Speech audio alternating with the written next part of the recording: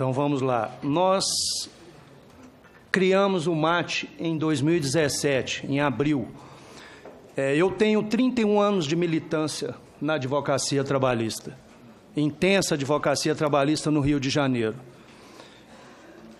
Nós sentimos a necessidade de iniciarmos uma movimentação no seio da advocacia trabalhista, porque já se avizinhava no início do ano de 2017 o que seria a reforma trabalhista.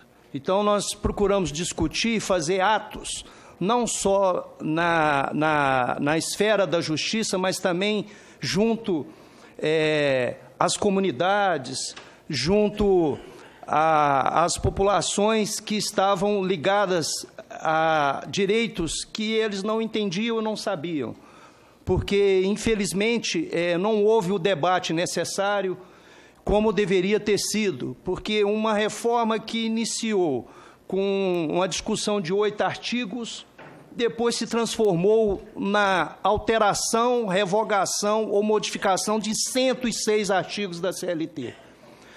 Então, se vê que, na verdade, havia uma vontade já de há muito de alterar todo o sistema entre capital e trabalho. Então, todos os direitos que haviam sido conquistados ou lançados dentro da CLT e de outras normas legais, esses direitos ou possibilidades de discussão na seara da Justiça do Trabalho foram deixados à margem. Passados 1 ano e 7 meses, eu acho que realmente há necessidade de nós discutirmos aqui alguns pontos. O tempo é escasso, eu vou dividir com a doutora Eide aqui uma parte do que vou falar, mas eu gostaria de descer o primeiro ponto que Vossa Excelência aqui já tocou.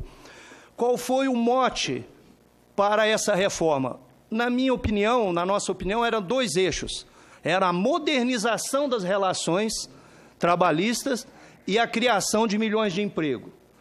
A gente lembra bem que o ministro Henrique Meirelles, no governo Temer, ele chegou a falar num número estratosférico de 6 milhões de novos empregos.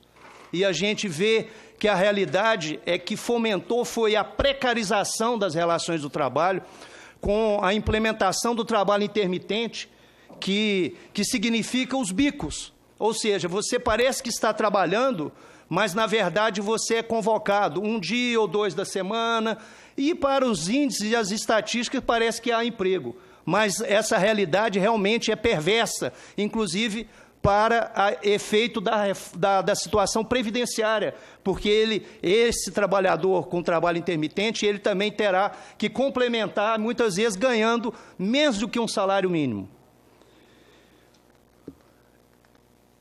Falar em reforma trabalhista para criar emprego, realmente isso é uma falácia. E a gente tem um exemplo muito, muito candente que salta aos olhos do que foi a Espanha. A Espanha se disse lá, quando se fez a mudança da legislação trabalhista, que ia também haver uma melhora para os trabalhadores e a geração de empregos. O que se vê é a precarização do trabalho na Espanha, inclusive com o aumento do desemprego. Eu vou aqui falar de alguns temas que foram inseridos na reforma, que se vê do prejuízo que ocorreu nas relações capital-trabalho, porque não cabe só dizer, você quer só proteger o trabalhador, porque se há um equilíbrio ou se há uma harmonização entre o trabalhador e o empregador, todos saem ganhando.